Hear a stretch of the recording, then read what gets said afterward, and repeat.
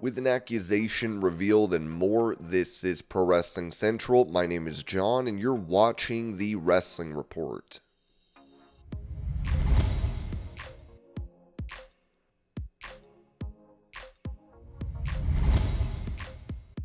After losing the ROH title to Bandito at AEW Dynasty, Chris Jericho is set to go on tour with his band. Now, this was said regarding what's to come for the star, with Ringside News writing that Chris Jericho might be done with Ring of Honor again. After dropping the ROH World Championship at AEW Dynasty, Jericho told fans he was going away. While it's unclear whether he's disappearing from AEW television entirely, sources close to the situation tell us that Jericho is expected to largely move on from Ring of Honor once his current feud with Bandito wraps up. According to internal plans via Fightful Select, this recent ROH run was always designed to be temporary. Jericho is set to head back out with Fozzy for another tour, but with only one Wednesday date on the calendar, he could still make AEW Dynamite appearances if needed. So don't rule out seeing the Ocho pop back up, just don't expect it under the ROH banner. As for Bandito, the writing's been on the wall for a while. Sources say AEW/ROH had remained steadfast in that he would be champion and lead the brand, despite multiple setbacks. Those included injury delays and the idea that a planned mask versus title match could have pushed his coronation back even further, but in the end, the company stuck to their vision and Bandito's finally got the ROH gold around his waist.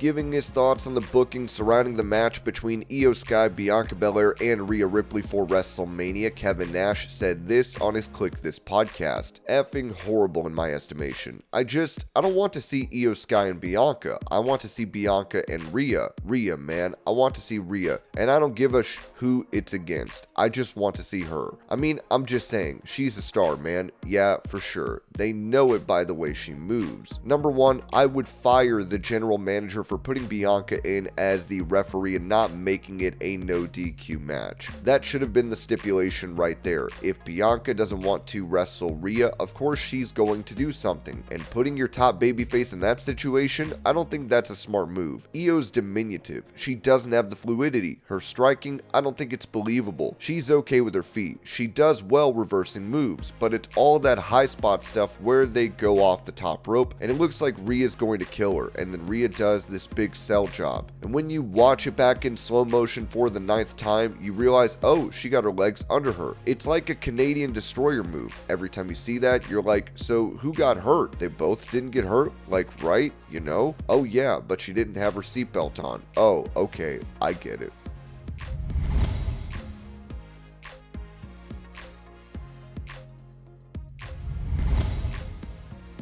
Touching on her future after departing AEW, former WWE star Saraya told Muscle Man Malcolm, "If I do wrestle again, I'm going to take this year to step outside of it. I will be going to Natty's training school, getting some reps under me, so when I do come back, I'm back to being how I wrestled before. I know that I was frustrated with myself. I know I could be better than that, so I'm going to go back and relearn my life again. It's nice to know that people care and want me back there in WWE, but I haven't had a conversation with them. I just want people to know that.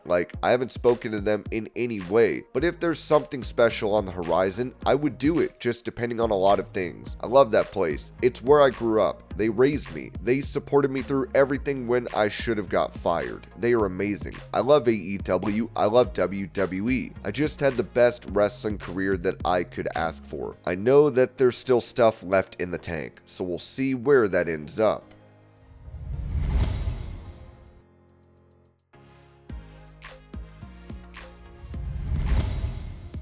After working with Diamond Dallas Page, boxing legend Butterbean said this regarding a comeback to combat sports, telling Undisputed's Justin Barrasso, "I really want to fight Brock Lesnar. I would knock him out. I wasn't even walking before, and now I'm doing what I enjoy. If you believe in yourself, you can do anything. Just wait and see what I do next."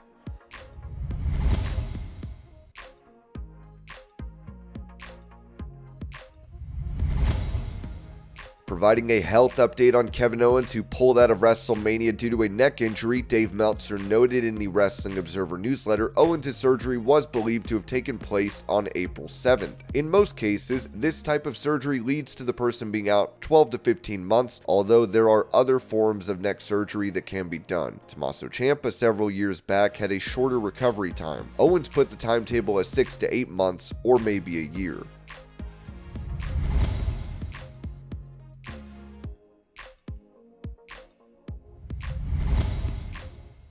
Asked if he has considered retiring from pro wrestling, CM Punk told Metro UK, "No, because you never know what's going to happen. If you would ask me when I was 26 if I would be wrestling when I was 46, I would have been like, no way. The business has changed so much. The miles that we put on our bodies for years and years and years, and now we're here, and we're wrestling maybe once a month. We're doing one show a week."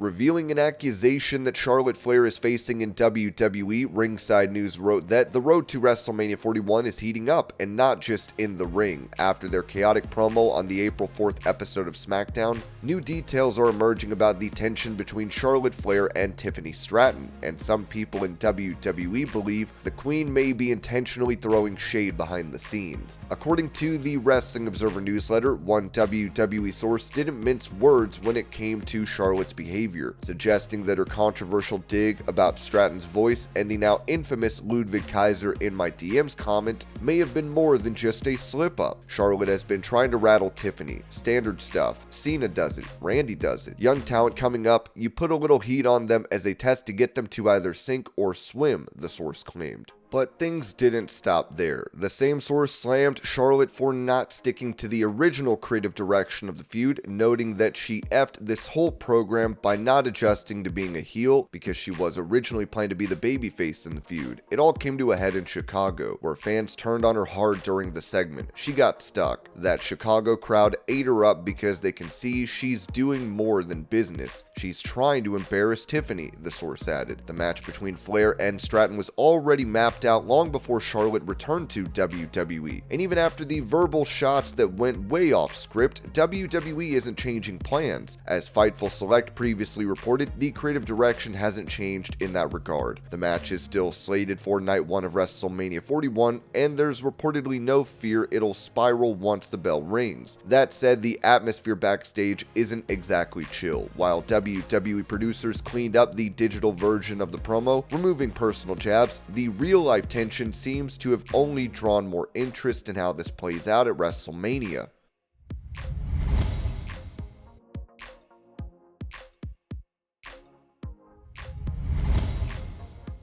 Going over the AEW status of Britt Baker, Ringside News wrote that Britt Baker's absence from AEW TV has fueled endless speculation, but the latest update just shut the door on the exit rumors. Again, during the April Q&A session on the Fightful Select podcast, Sean Ross Sapp was asked directly about Baker's status. The fans' question referenced Andrew Zarian, who recently said on Matt Min podcast that Baker's situation was something but not his story to tell. That line immediately had fans thinking the worst, but Sapp threw cold water on that idea. Britt Baker's AEW status confirmed amid speculation. That one quote ends a lot of the drama. Britt Baker is still under contract with AEW, and there's no known medical issue or backstage fallout holding her back. She just hasn't been booked since her 10th segment with Serena Deeb, where she told her nobody cares. And that moment may have signaled more than just a story beat. Her last match aired in September 2024, and since then, Baker has been laying low. Some fans feared she had moved on completely, especially with her involvement in outside projects like Cobra Kai, but Sapp's confirmation suggests the pause is more creative than career-ending.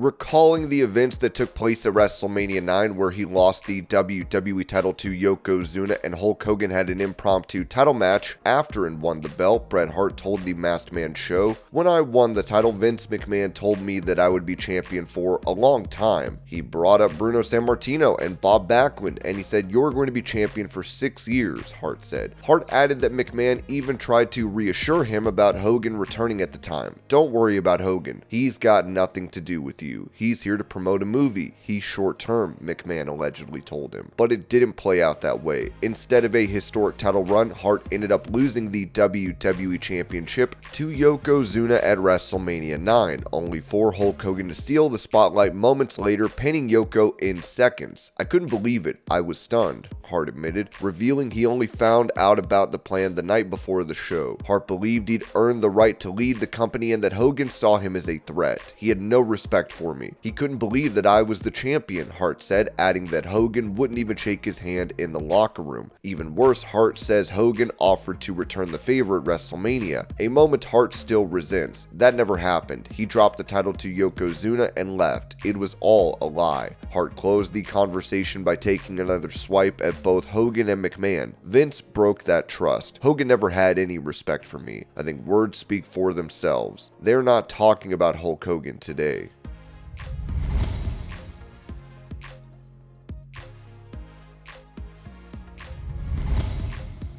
It appears a WWE legend has signed a deal with the company, as Ringside News noted that the Honky Tonk Man is keeping the hits coming, literally and contractually. Ringside News can confirm through Honky Tonk Man's camp that the WWE Hall of Famer has officially signed a new multi-year Legends deal with WWE. This marks his third consecutive deal with the company, extending a 15-year partnership that's kept his legacy alive across generations. The longest reigning Intercontinental Champion in WWE history, holding the title for an unmatched 454 days. Honky Tonk Man made a name for himself with wild charisma, a swinging guitar, and Jimmy Hart always by his side. Known for his sneaky wins and crowd-popping swagger, he helped define what sports entertainment would eventually become. This Legends deal is a reflection of my time and impact in WWE during the era it was becoming a global phenomenon, he told us in an exclusive statement. The relationship with WWE has been mutually beneficial, and I am honored by their continued commitment to ensure the Honky Tonk Man character and intellectual property will live on forever. WWE fans can expect more of the Memphis icon through special appearances, classic throwback content, merch drops, and nostalgia-driven WWE projects. The company's investment means the Honky Tonk Man brand will continue to play a part in WWE's long-term storytelling and legacy programming. He's also hitting Las Vegas during WrestleMania week from April 16th to 20th, where he'll be meeting fans and signing autographs at WrestleCon. Early bird pricing is available now at www.officialhtm.com, and fans looking to lock in a deal before prices jump can check that out now. For more on his schedule and career, check out www.honkytonkman.net, www.honkytonkmanfans.com, and WWE.com.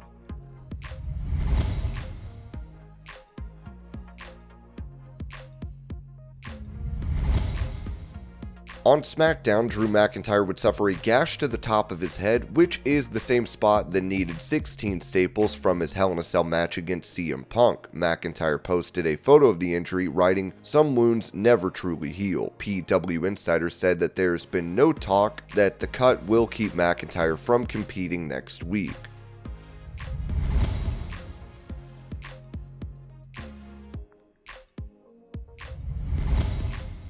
Despite earlier reporting that Kevin Owens has undergone neck surgery, that may not be the case, with Ringside News saying Kevin Owens hasn't gone under the knife just yet, despite reports claiming otherwise. After WrestleMania 41, fans were led to believe that Owens had neck surgery on April 7th. Owens' surgery was believed to have taken place on April 7th, wrote Dave Meltzer in the Wrestling Observer newsletter, adding that recovery could take 12 to 15 months. But that's not the case. According to Sean Ross Sapp of Fightful Select, Kevin Owens Owens hasn't had surgery at all. That comes after Owens tweeted something even more cryptic on April 11th when a fan asked him for a health update. His response, "I'm currently battling a cold. Oh, and my neck is bad." The tweet did not mention surgery, timelines, or recovery plans, just a vague nod to his ongoing issues. Now fans are wondering whether surgery is being delayed or if he's trying alternate treatment first. The road ahead just got even murkier. It was added that Kevin Owens could be out for way longer than anyone expected, and next year's WrestleMania might be off the table too. Despite reports suggesting a return within the year, WWE sources told Fightful Select that they aren't expecting him back in 2025. In fact, it's quite possible that Owens misses WrestleMania 42 entirely. This comes just after fans believed the former Universal Champion had undergone neck surgery on April 7th. That turned out to be false. But even without surgery, the severity of the injury seems to have WWE officials preparing for a long-term absence. Before this update, Dave Meltzer claimed Owens had estimated a 6 to 8 months or maybe a year recovery window, depending on rehab. Now it's clear the outlook is far more uncertain and potentially worse than originally feared. Here's what a typical fusion recovery looks like: 0 to 6 weeks, no in-ring activity, complete rest and pain management. 6 weeks to 3 months, physical therapy begins, no bumping allowed. 3 to 6 months, light bump training starts, still closely monitored. 6 to 12 plus months, cleared if bone fusion is successful, but not guaranteed.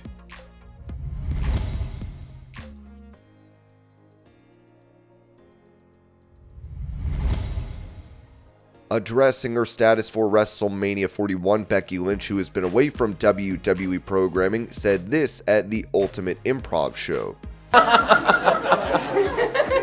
It's WrestleMania season, isn't it? You know, look, I'm not wrestling anymore. Maybe one day, but not right now. Oh, thank you very much. Thank you, but my husband is.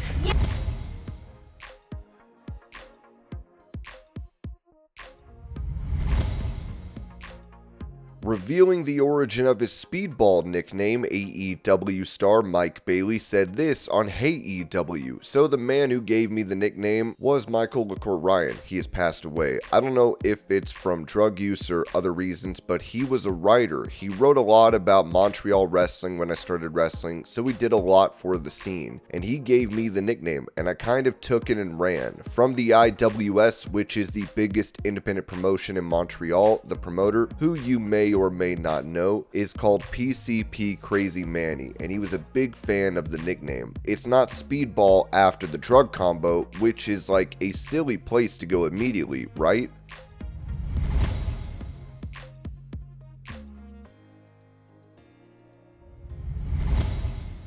Talking about his neck injury, which will keep him out of action for some time, Kevin Owens told My Mom's Basement, "One of the things that really hurts about this injury is now I know I won't get to wrestle John Cena one last time, because that's not going to happen now, and I was really hoping I got to do that before he's done. I haven't talked to the surgeons at length about the surgery that's required or what that means. I just know what I've seen from other guys going through neck surgery. But man, I'd love to. I'd love to wrestle John one last time. There's matches I'd love to have, like I'd love to wrestle Finn Balor at WrestleMania, but that one with John was something I was really holding out hope for."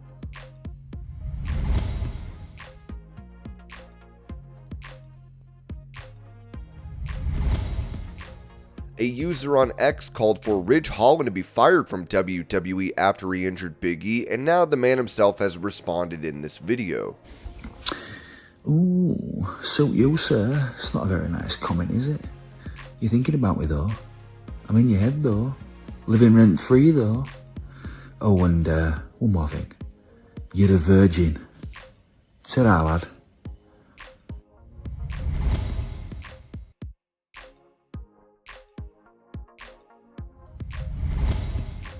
Criticizing Paul Heyman being at the center of the feud between Roman Reigns, CM Punk, and Seth Rollins, former WWE writer Vince Russo noted on his show, "Let's make no bones about it. I don't like Paul Heyman, okay? This is not about me not liking Paul Heyman. This is about, bro, you've got a guy that you know is the advocate, and he is the wise man. Bro, everybody who has been with him has lost, and you've never shown me why is he the wise man. You have never shown me that. Now, if this guy, bro, if the story was every champion he's ever backed has never lost under his tutelage, that's one thing. That's not the story, bro. So that's the part that's really hard for me to digest. I can't believe that that's the stakes. You have three, obviously, of the biggest stars in the WWE, and the stakes are over a 65-year-old freaking manager? Like, those are the stakes? And again, I am just gonna go back to the casual fan. Any casual fan watching this would say the exact same thing. Why do I care who the manager goes with? They would say the same exact thing I am saying.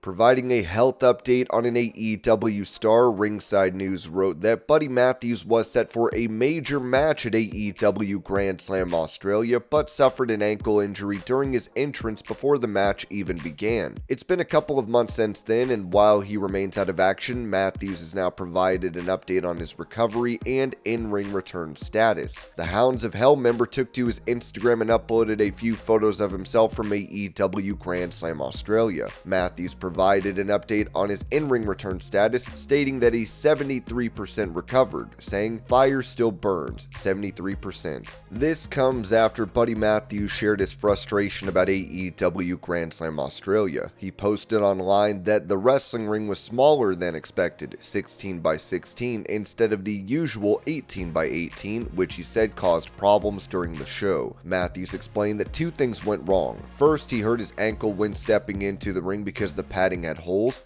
Second, he said that if the ring had been bigger, Kazuchika Okada wouldn't have reached the ropes and Matthews might have won the match and become champion. So thoughts after AEW Grand Slam Australia? If it wasn't a 16 by 16 wrestling ring, he wrote, 1. Wouldn't have destroyed my ankle on my entrance due to holes in the padding. 2. Okada wouldn't have been able to put his foot on the rope and I'd be champion.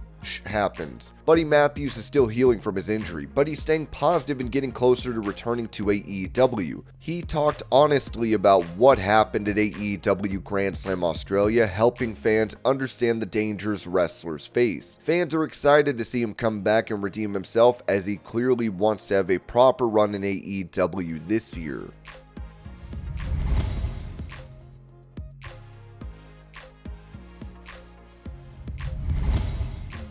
Going over why Stephanie VAQUER decided to join WWE instead of AEW, a user on X who translated wrote, listening to this Stephanie VAQUER interview, she talks about how AEW called her when she was already in Toronto to talk to WWE, saying they knew she was there and not to sign with them. And that day she was talking with AEW and WWE, saying, here's what the others are offering. She told them to give her a day to think about it, and that AEW offered to pay for her flight and hotel right away, and WWE wanted her to be front row at Heatwave, but she didn't want to owe anyone anything, so she didn't do either that day. She said she told WWE what AEW was offering in terms of money, and they said, we can't match that. Good luck in AEW. So says she was crying even though she was going to make more money because WWE was her dream, and with that she realized she cared more about going to WWE. Later, Shawn Michaels himself called her and talked to her. She told him that even if someone offered her $100 million,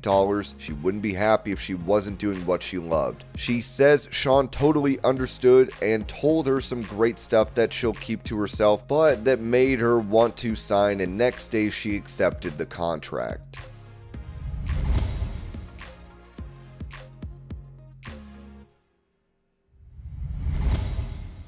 Going over a departure from TNA Wrestling, Ringside News noted that Rich Swann has dealt with personal challenges outside the ring, including an arrest for disorderly intoxication last year. The incident revealed some of his struggles, and now it appears he has officially parted ways with the company. Fightful Select has reported that Rich Swann signed a 2-year contract extension in 2022, which came to an end in late 2024, making him a free agent. The deal included an optional extra year, but the promotion chose not to activate it. Although Swann hasn't been seen in TNA recently, he's remained active on the independent wrestling scene. Since returning to action in October with Pro Wrestling Revolver, he's been regularly competing there, in GCW, and in several other promotions. Rich Swann was arrested on June 8th in Altamonte Springs, Florida on misdemeanor charges of disorderly public intoxication and causing a disturbance. According to the arrest report, Swann tried to enter an apartment he may have mistaken for his own. The person inside, feeling threatened, confronted him with a gun, prompting Swann to back off and leave the area. It was reported that Swann entered a nolo contendere plea, meaning he did not admit guilt, but also did not contest the charges. This marks the end of a major chapter for Rich Swann, a former TNA World Champion known for his standout performances in the Impact Zone. Now working on the independent scene again, fans are left curious about what's next, whether it's a return to a bigger stage or a surprise debut in another promotion. And this was your pro wrestling news update. I hope you're all having a great day. Thank you so much for watching, and I will see y'all later.